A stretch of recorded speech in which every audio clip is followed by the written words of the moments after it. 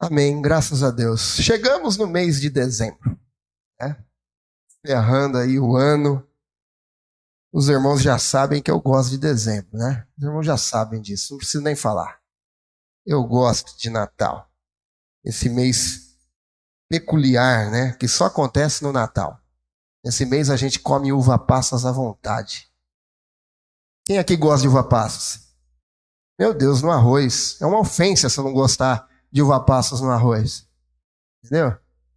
Ah, não pode um negócio desse. As casas estão tudo iluminadas, criançada esperando, né? Chegar o Natal. Esqueceram de mim. Quem não vai assistir aqui, esqueceram de mim. É uma blasfêmia se você não assistir, esqueceram de mim nesse mês. Todo ano, pô, tem que assistir, esqueceram de mim. E o melhor é o 1, né? Esse é o melhor. Então tem coisas que só acontecem no Natal. Não sei se é hoje que já começou a abrir o centro, né? Mas amanhã à noite tá liberado. Então, se você. Acho que tem jovem que nem sabe o que é andar no calçadão à noite, né? Eles olham aquelas fotos antigas daquela bola no calçadão, né? Aquelas bolas grandonas que iluminava. Que é isso? Né? O senhorzinho da sanfona. Tem jovem que nem sabe quem é o senhorzinho da sanfona do calçadão. E aí você entra na loja, é sempre aquela música, né? Então é Natal, a festa cristã. E aí você entra na outra loja, é a continuação da música, né? Então tem coisas que só acontecem em dezembro. E é gostoso demais. Lá em casa a gente gosta. A gente fica esperando o dia 25 de manhã, né? Para tomar o café junto, abrir presente, né? Presente bom, alguns nem tanto quando vem de mim, né? É sempre aquele presente de mão fechada. Mas é muito bom. Querendo ou não, os irreligiosos acabam ouvindo sobre o verdadeiro Natal. Entra na loja, então é Natal, a festa cristã. Como assim, pô? Né? Querendo ou não, os ateus têm que acabam ouvindo alguma coisa sobre o verdadeiro sentido. E as crianças perguntam: quem é esse menino? Onde é Belém? Né? O que aconteceu que até anjos cantaram? Teve um coral de anjos cantando. E eu, como cristão, fico muito feliz com isso, sabe? É lógico, não foi em dezembro, a gente não vai aqui voltar a falar das datas, quando foi e tal, tal, tal. Mas eu fico muito feliz porque é uma boa oportunidade, não podemos deixar passar em branco essa época para falar do verdadeiro sentido do Natal. A pessoa principal do Natal. E cada vez mais as pessoas têm se esquecido disso. Cada vez mais a sociedade tem se tornado secular e cada vez mais torna-se menos consciente do verdadeiro sentido do Natal. Que o Natal vai além do Noel. Que o Natal vai além do encontro do dia 24. Que o Natal vai além de troca de presentes. Que o Natal vai além da uva passas. Que o Natal vai além do esqueceram de mim. As pessoas têm esquecido disso. E compreender o Natal é compreender os fundamentos do cristianismo e do evangelho. Então, minha esperança nesses 3 domingos e o nosso objetivo é que esse verdadeiro sentido do Natal seja mais claro a nós, que nós não possamos nos esquecer disso. E não a nós, mas também aos outros. Então, eu quero encorajar você também a convidar pessoas para estarem conosco. Nós vamos ter 3 cultos aqui, começando por hoje. Hoje nossa ceia, celebração da ceia. Domingo que vem tem a apresentação das crianças aqui. Então eu quero convidar você para estar. E no dia 18 vamos ter um culto especial de Natal. Com comes e bebes no final. Não podia faltar, é lógico, né? Então comes e bebes depois da nossa celebração. Então eu quero convidar você a convidar também mais pessoas para estar conosco, tá bom? Então vamos para o texto de hoje, Isaías capítulo 9.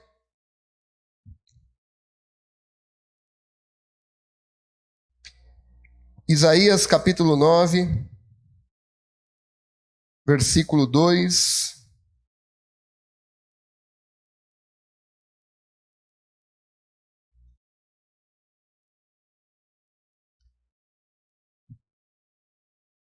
versículo 2, depois nós vamos ler o 4 ao 6. Isaías 9, versículo 2, e depois 4 ao 6.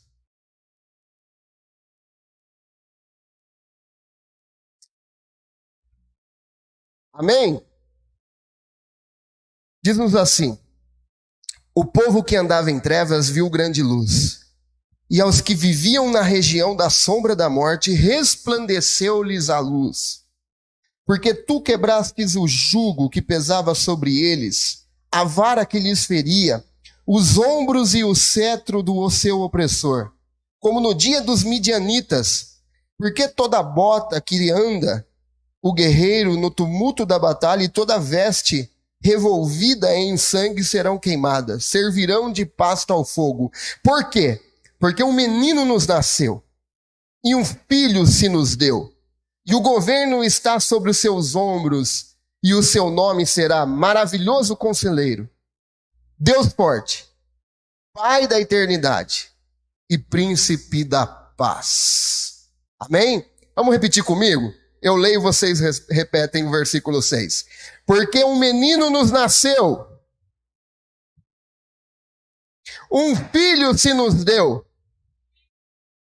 o governo está sobre os seus ombros,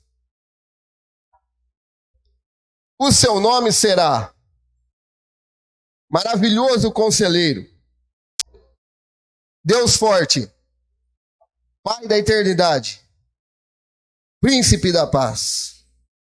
Amém. Feche os seus olhos. Deus, em nome de Jesus, fala conosco nesta noite. Precisamos ouvir a tua voz. Tenha misericórdia de nós, Pai. Em nome de Jesus. Amém e amém. Não importa o que você pretenda fazer num cômodo. Se ele estiver escuro, você vai ter que acender a luz. Porque senão você não vai conseguir fazer nada. O mundo é esse lugar escuro.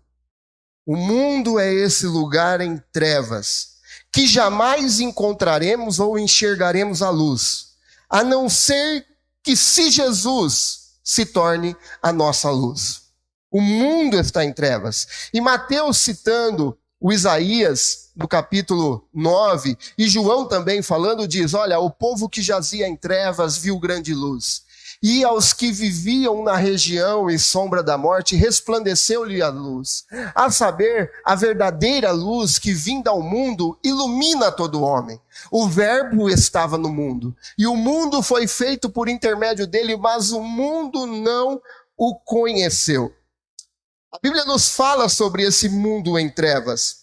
E na Bíblia nós temos duas ideias. Primeiro, nós temos a ideia de um mundo de violência, injustiça, abuso de poder, gente sem ter onde morar, refugiados fugindo da opressão, uma angústia sem fim. Tudo isso acontecia quando Jesus nasceu. E parece que nós estamos falando dos dias de hoje também. Segundo lugar, a ideia é que ninguém é suficiente para curar o mal em si e o mal do mundo. Ninguém é suficiente para curar o sofrimento em si e nem o sofrimento do mundo. O mundo está em trevas. Para vermos isso, nós precisamos, então, voltar ao contexto daquilo que nós lemos hoje. No capítulo 8, vocês vão ler em casa, o profeta Isaías está falando que existia uma única esperança. A única esperança para a solução dos problemas do mundo, o mundo exterior e o mundo interior, seria o Senhor. Mas os homens ainda estavam indo atrás de médiuns, atrás de feiticeiros, ao invés de buscar a Deus. Eles estavam buscando consertar as suas situações e o mundo com seus próprios recursos.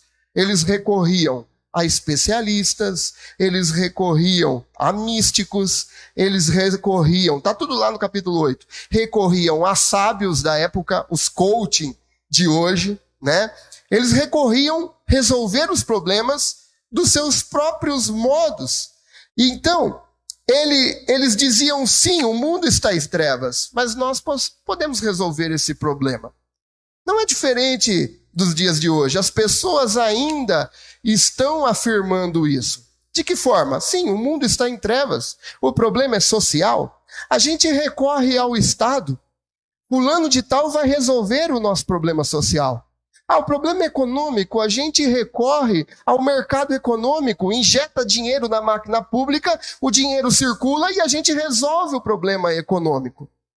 Ou então todos hoje estão buscando resolver os problemas na tecnologia, todos estão indo atrás da tecnologia para resolver os problemas.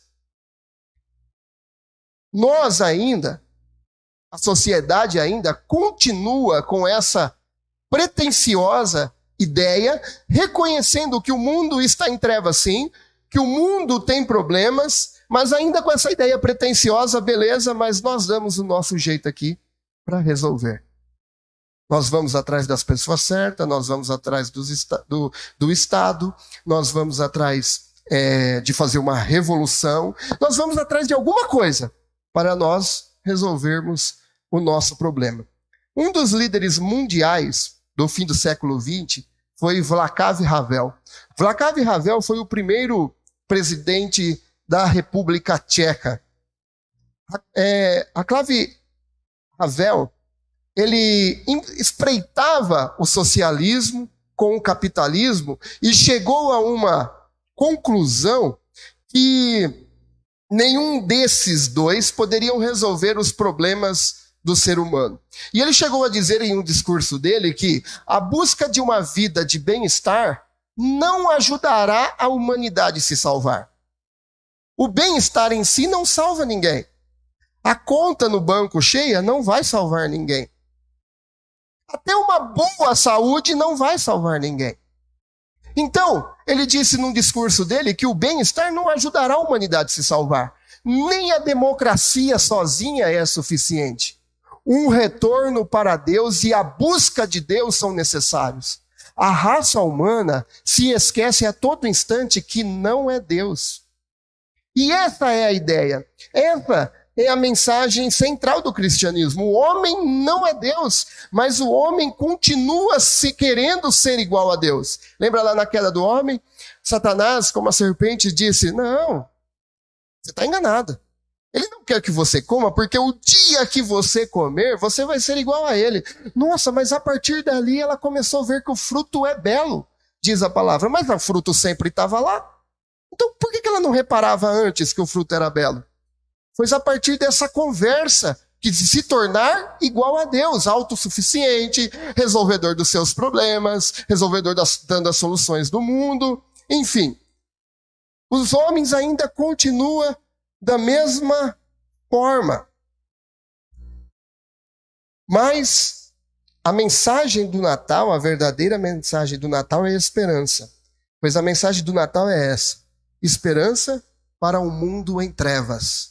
Não através do homem, mas de uma pessoa, Cristo, o homem, Jesus de Nazaré.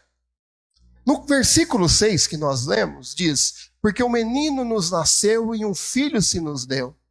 E o governo está sobre os seus ombros. E o seu nome será Maravilhoso Conselheiro, Deus Forte, Pai da Eternidade e Príncipe da Paz. O versículo 6 é mais conhecido de todos, porque ele traz essa objetividade no texto. A luz só veio porque esse menino nasceu. A luz só veio porque Deus se fez carne e habitou entre nós. Mas esse menino trouxe títulos, ele já tinha esses títulos, mas trouxe à tona, quando ele nasceu, títulos que eles davam somente a Deus. E lógico, ele sendo Deus, ele é possuidor desses títulos. No entanto, ele veio até nós, ele nasceu. É por isso que o cristianismo é diferente, não há nada parecido com essa afirmação em qualquer outra religião. É por isso que o cristianismo não se resume a uma religião. Porque o nosso cristianismo é uma pessoa. É Jesus, de osso e carne. Ele se fez carne. Nós não adoramos um sistema religioso. Nós não adoramos uma filosofia. Nós não adoramos uma ideia. Nós adoramos uma pessoa. E essa pessoa se chama Jesus. E esse menino nasceu. habitou entre nós, se vestiu de pele humana.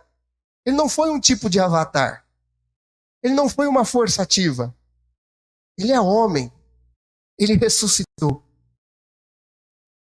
Mas esse Deus que se fez carne, com essas prerrogativas, tem que provocar também algumas reações. Não adianta nós só sabermos que Jesus é tudo isso se não provoca reações em nós. Não adianta eu saber que o verdadeiro sentido do Natal é Jesus, mas não provoca nenhuma reação em mim. A primeira reação que eu quero pensar é: se Jesus é maravilhoso, conselheiro, Deus forte, Pai da eternidade, não se pode simplesmente gostar dele. Não se pode apenas dizer: eu gosto de Jesus. E isso não ser vivido de fato. Não se pode apenas ter simpatia, se simpatizar com Jesus. E não ser um discípulo de Jesus de fato. Então, quando nós reconhecemos isso, tem que provocar algumas reações em nós. Na Bíblia diz que pessoas que viram e ouviram nunca reagiram com moderação com Jesus. Ou era 8 ou era 80. Não é isso? Se você for perceber, a partir do momento que ouviam o que Jesus afirmava ser acerca de si mesmo, as pessoas tinham dois tipos de reações. Um era odiar Jesus. Blasfemo. Como pode o homem tomar para ti o título de Deus? E a outra reação dos homens era dobrar os seus joelhos diante de Jesus e adorar e reconhecer que Jesus é Senhor. Ou era 8 ou era 80, não tinha simpatizante, não tinha moderação. Ou se entregava ou não se entregava. Ninguém poderia dizer: olha, ele tem um ensinamento legal, dá para aplicar algumas coisas.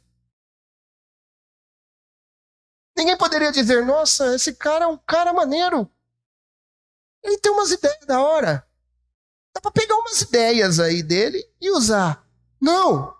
Ou aplicava todo o princípio, toda a mensagem de Jesus para a vida, ou não aplicava nada. Então a reação de conhecer Jesus como esse Deus forte, Deus onipotente, ou provoca em nós adoração, ou provoca em nós rejeição. Não existe meio termo.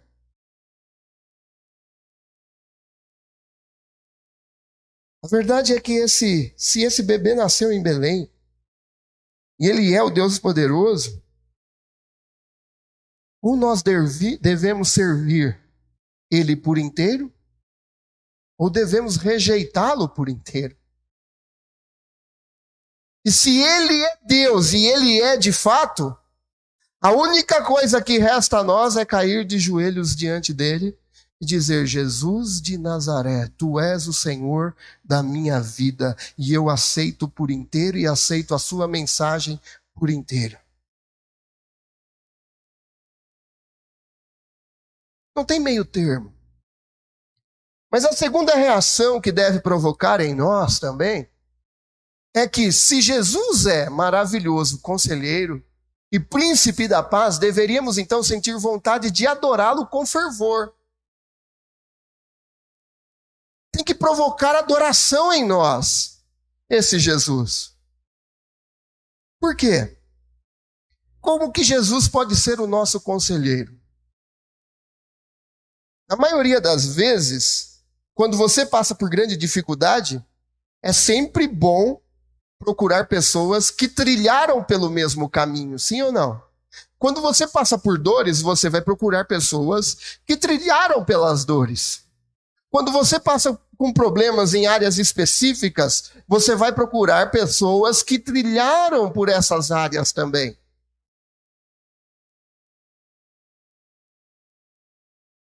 Então, se Deus de fato nasceu, e esse menino Jesus se fez carne, então temos algo que nenhuma outra religião tem. Nenhuma outra. O que nós temos? Temos um Deus que compreende de verdade as nossas dores. Por quê?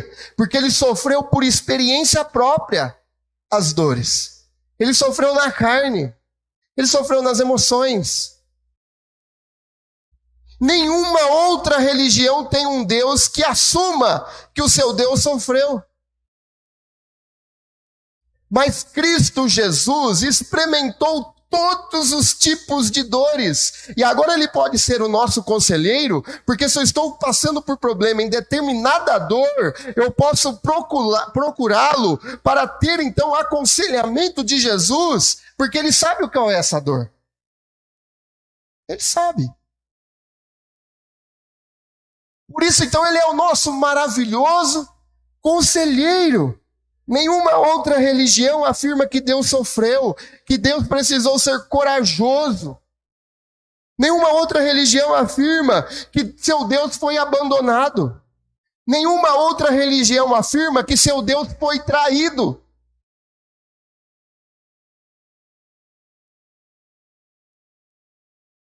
Nenhuma outra religião afirma que seu Deus foi esmagado, torturado e crucificado. Nenhuma outra. Então, quando você passa pela traição, você pode buscar conselhos com Jesus, porque ele sabe o que é isso. Quando passa por dores de abandono, você pode buscar conselhos com o nosso maravilhoso conselheiro, porque ele sabe o que é isso. Quando você passa por dor física, na carne, no corpo, você pode perguntar para Jesus, porque ele também passou por dores físicas, e ele sabe o que é isso. Então isso agora provoca em nós somente uma atitude de adoração ao Senhor. A mensagem do Natal também nos mostra que ele sabe o que estamos passando, pois Deus nasceu e sofreu as mesmas coisas que nós sofremos. Essa é a mensagem do Natal, é que Deus se fez carne, sofreu, morreu por nós. E ele sabe a dor das nossas angústias. Ele sabe o que é chorar, porque ele chorou. Ele sabe. Então, quando você fala, ele entende. Você entendeu isso? Quando você fala para Deus, olha, está doendo por causa disso, ele entende. Quando você fala, olha, meu coração está doendo por causa dessa atitude, ele entende. Quando você fala, Deus, que dor é essa na alma? Ele entende, porque ele sentiu isso no Getsemane. Quando você fala que profunda tristeza, ele entende, porque a Bíblia diz que ele sofreu profunda tristeza. Então, quando você dobra os seus joelhos, lá do lado da sua cama, lá onde você está sentado no escritório, lá onde você está no colégio, está sendo perseguido, ou tantas coisas, quando você fala com Deus, eu te dou uma garantia, ele entende. Então não esconda. Fale para ele, ele sabe. Ele sabe. Quem morreu? Chore, porque Jesus chorou por Lázaro. Oh Deus homem, fala a verdade. Ele entende. Ele entende. Dorothy Sayers foi profunda nisso, foi cirúrgica. Ela disse assim, a encarnação significa que seja qual for a razão pela qual Deus escolheu deixar-nos passar pela dor, ainda assim ele teve a honestidade. Somente a nossa religião tem isso. Ele teve a honestidade e a coragem de provar o próprio remédio. Quando a gente passa por dor, Deus não é um Deus que te coloca na dor e não sabe o que é. Ele passou por isso. Ele sabe o que é. Não pode cobrar nada do homem que não tenha cobrado de si próprio. Passou por toda a experiência humana. Toda a experiência humana ele passou. Olha aí, ó. Das irritações triviais da vida, Jesus passou. Em tudo ele foi tentado, diz a Bíblia. Das restrições do trabalho duro, da falta de dinheiro e até os piores horrores da humilhação. Você já foi humilhado? No trabalho, na família ou em algum lugar? Já foi? Você pode pedir conselho para Jesus, porque igual Jesus você não foi. Igual ele você não foi, então ele sabe o que é. O desespero e a morte. Nasceu em pobreza e sofreu dor infinita. Tudo por nós. E preste atenção agora. Tudo por nós. E ainda assim achou que valia a pena. Sabe aquela hora que você fala assim, será que vale a pena isso, Jesus? Sabe aquela hora que você fala, meu Deus do céu, estou fazendo isso, Jesus, será que vale a pena? Eu já falei isso, falo e você também, vai, seja sincero. Será que eu já falei? Será que vale a pena, Jesus? Será que vale a pena dedicar com isso, Senhor? Será que vale a pena, Senhor? Sabe o conselho de Jesus? Eu sofri muito mais, sei o que você está sofrendo e valeu a pena. Por quê? Porque eu te salvei. Porque eu te resgatei. E você mesmo assim, cheio de perguntas, cheio de questões dizendo se vale ou não a pena, eu olho para você e falo, valeu a pena. Jesus sabe, irmãos. Jesus sabe. Resumindo, Jesus é a luz divina do mundo que pode trazer vida para substituir toda apatia espiritual. Jesus é a luz do mundo que pode trazer vida no seu relacionamento conjugal. Jesus é a luz do mundo que pode iluminar os caminhos que você tem que traçar com sua família. Sabe este lugar que o mundo está em trevas? Jesus é a luz do mundo para iluminar e te mostrar o que você deve fazer. Como maravilhoso conselheiro, ele caminha conosco quando adentramos nos vales das dores. Ele está conosco. Ele está presente conosco, mesmo que às vezes você se sinta abandonado. Se sinta. Que tem muita gente que está cercado de multidão, mas está se sentindo abandonado. Mesmo quando você se sente abandonado, Deus está conosco. Deus está conosco. Aleluia. Aleluia. Ele é uma luz para nós quando todas as luzes se apagam. Ele é a nossa luz. A pergunta para nós é: como essa luz pode se tornar nossa, então? Como que essa luz pode se tornar no meu mundo interior que está em trevas? Sentimentos, emoções, tudo bagunçado. Como que essa luz pode se tornar verdade para mim? Como que essa luz pode se tornar no meu mundo exterior, no lugar que eu convivo? Como que ela pode resolver esses problemas? Como que ela pode solucionar esses problemas? Ela vai solucionar dentro do teu coração, dentro de você. Talvez não vai se resolver exteriormente, mas você vai passar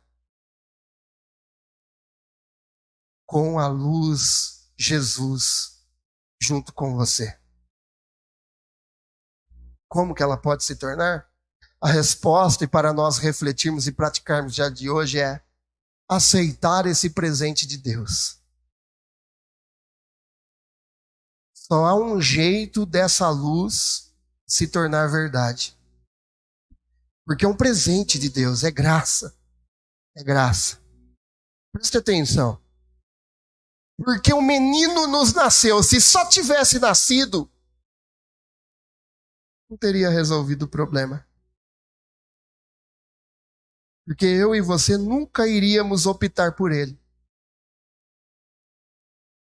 Se ele só tivesse vindo, eu e você nunca escolheria ele. Eu e você nunca iríamos dizer, eu quero ser discípulo dele. Não. Mas por que é graça? Porque ele nasceu. Mas também um filho se nos deu. Deus nos deu esse presente. Deus nos deu esse presente, irmãos. Perceba, não está escrito um menino nos nasceu só, mas também um filho se nos deu. Trata-se de um presente que só pode ser seu se você estiver disposto a receber esse presente. Ele te chama hoje. Ele te chama hoje. E se você o escolher, não é porque foi escolha tua, mas porque Deus já havia te escolhido antes da fundação do mundo.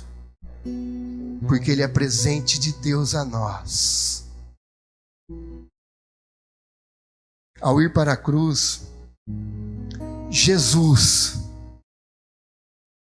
esse menino que nasceu, cresceu em graça e conhecimento, ao ir para a cruz, Ele pagou o preço do nosso pecado,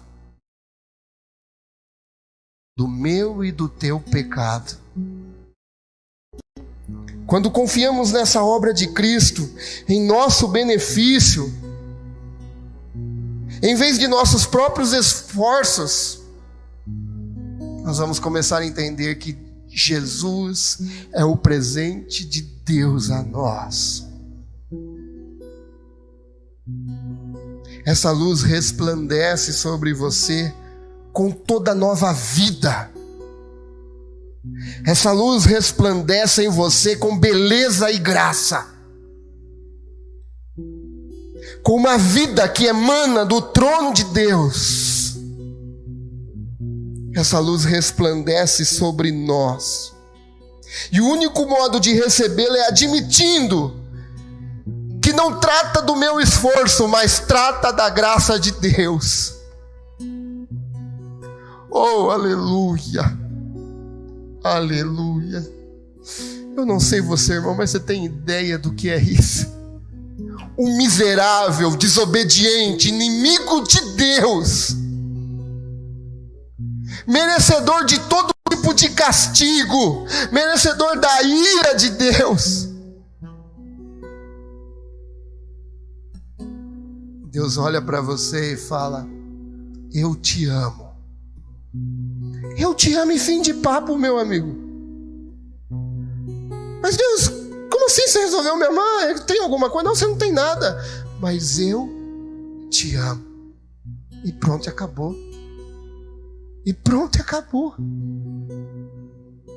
Para aceitar esse verdadeiro presente do Natal, você tem que admitir uma coisa. E eu tenho que admitir, todos nós, que nós somos pecadores e que precisamos da graça de Deus para ser salvos. Preciso abrir mão do controle da minha vida e falar: Senhor, seja o Senhor mesmo, o meu amo, o Senhor da minha vida. As promessas do Natal não podem ser discernidas sem que primeiro reconheça que não há como se salvar sem a luz da graça que resplandeceu na história em Belém, na manjedoura, aonde os pastores foram avisados, a classe mais ralé da época. Os magos disseram: se nasceu, tá no castelo, vamos para lá. Chega lá, não está acontecendo nada. A graça resplandeceu na história numa manjedoura. Esta é a verdadeira mensagem do Natal. E essa graça pode nos salvar. Ela nos salva porque o sacrifício de Jesus é perfeito e suficiente a nós. Essa é a verdade fundamental sobre o Natal. Entregue a sua vida a Cristo nesta noite. Vamos orar? Ó Deus, em nome de Jesus,